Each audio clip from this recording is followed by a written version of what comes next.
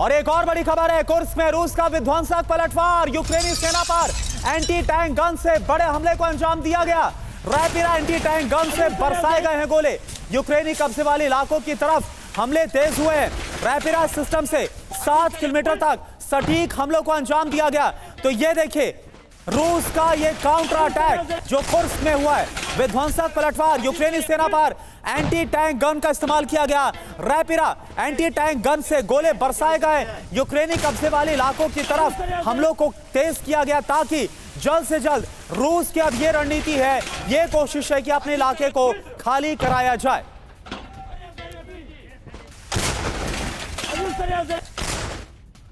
और एक और बड़ी खबर, नीप्रो में यूक्रेन का सुखोई 24 बॉम्बर तबाह किया गया।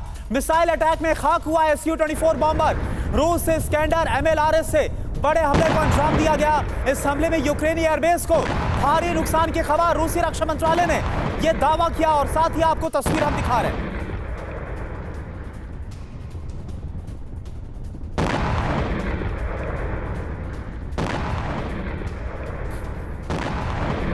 तो दो तस्वीरें इस वक्त हम आपको दिखा रहे हैं। ये दोनों तस्वीरें आप जरा देखिए और ये जंग कितने बड़े महाविध्वंस की तरफ रुख कर रही है। एक तरफ जो मलबा इस वक्त आप देख पा रहे हैं वो आप देख पा रहे हैं कुर्स्क में यूक्रेन ने रूस के K-52 अटैक हेलीकॉप्टर को मार गिराया। अटैक हेलीकॉप्टर है ये।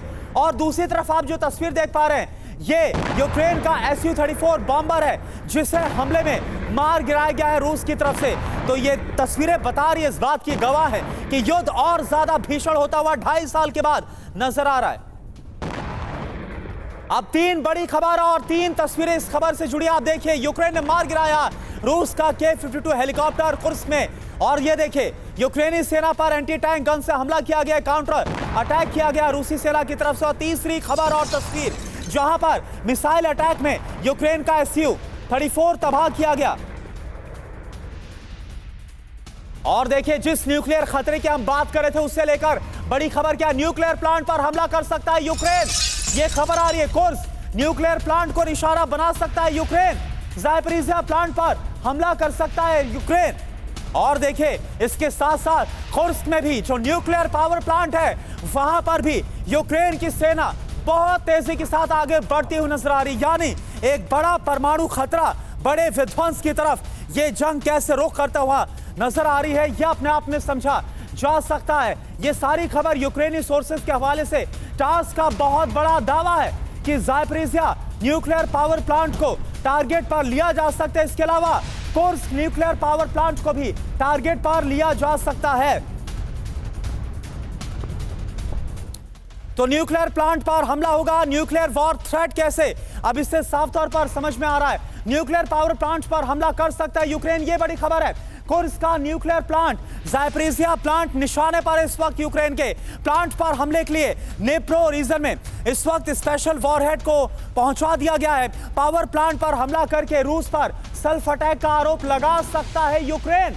यूक्रेनी असॉल्ट ब्रिगेड की बातचीत में हमले को लेकर इस बात का खुलासा हुआ है और ये सोर्स है टास की तरफ से जो जानकारी है वो निकलकर सामने आ रही है। और इस बीच एक और बड़ी खबर, न्यूक्लियर वॉर भड़काना चाहता है यूक्रेन, ये खबर आ रही है। डर्टी बम से हमला कर सकता है यूक्रेन, अमेरिकी टैक्टिकल वॉरहेड का इस्तेमाल कर सकता है यूक्रेन, अपने इलाके पर बम बरसा सकता है यूक्रेन। जो जानकारी है रूसी राजनीतिज्ञ रोस्तिस्लाव इस्चेंको की तरफ से यह दावा किया गया है।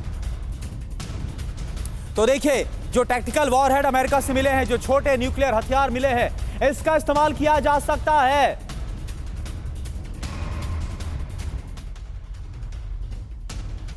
तो आप जरा देखिए खतरा कितना बड़ा है यूक्रेन का। न्यूक्लियर प्रोवोकेशन, न्यूक्लियर वॉर भड़काना चाहता है यूक्रेन, ये खबर सामने आ रही है, यह दावा किया जा रहा है। न्यूक्लियर प्रोवोकेशन का षड्यंत्र यूक्रेन की तरफ से रचा जा रहा है। अपने इलाके पर अमेरिकी टैक्टिकल वॉरहेड्स का इस्तेमाल कर सकता है यूक्रेन। जो ज़ापोरिज़िया को लेकर खबर भी आ रही है, कीव, नीप्रो या ओडेसा पर बम बरसा सकता है यूक्रेन, डर्टी बम का इस्तेमाल कर सकता है यूक्रेन। हमले का आरोप इसके बाद रूस पर मढ़ा जा सकता है यूक्रेन की तरफ से।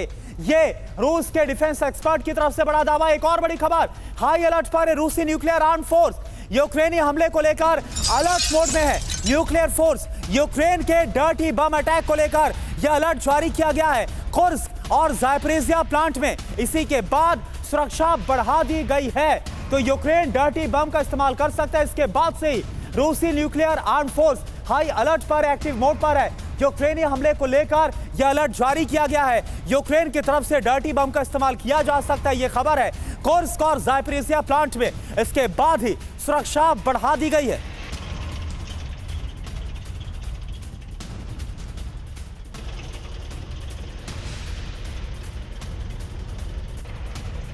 और देखिए शंकर प्रसाद से सवाल यही है कि यूक्रेन पर न्यूक्लियर वॉर को भड़काने का आरोप लगाया जा रहा है।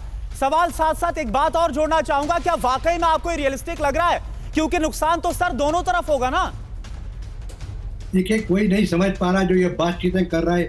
मैं समझता हूँ इनसेन बातें कर रहा है। उसको ये नहीं पता कि न्यूक्लियर डिवाइस का इफेक्ट क्या होता है। बिल्कुल, न्यूक्लियर डिवाइस का इफेक्ट आप सबको मालूम है। जिस तरीके से एक दफा वर्ल्ड ने देखा है जापान के अंदर, ये नहीं समझ पा रहे हैं कि न्यूक्लियर वेपन क्या होता है। Russia is a very mature and a very powerful country. वो कभी न्यूक्लियर वॉर को स्टार्ट नहीं करेगा। उसका सिर्फ ये नतीजा निकलेगा कि एक तो नेगोशिएशन बहुत दूर चलती चली जा रही है। नेगोशिएशन का कोई चांस था भी तो बिल्कुल दिन पे दिन जीरो होता चला जा रहा है। दूसरी बात, सिर्फ इसमें नुकसान हो रहा है यूक्रेन का। रशिया का नुकसान अवश्य हो रहा है, नो डाउट अबाउट इट। लेकिन कुछ दिन में आप देखेंगे कि यूक्रेन में लड़ने के लिए कोई बंदा नहीं मिलेगा। सामान कहाँ तक आता रहेगा? सामान आता रहेगा अमेरिका की तरफ से और नेटो सपोर्टिंग कंट्री तरफ से, वो नष्ट होता रहेगा और कैजुअलिटीज होंगी। करोड़ों कैजुअलिटीज हो चुकी हैं और कैजुअलिटीज होंगी Ukraine. There will be a day when there will be nobody left to fight in Ukraine.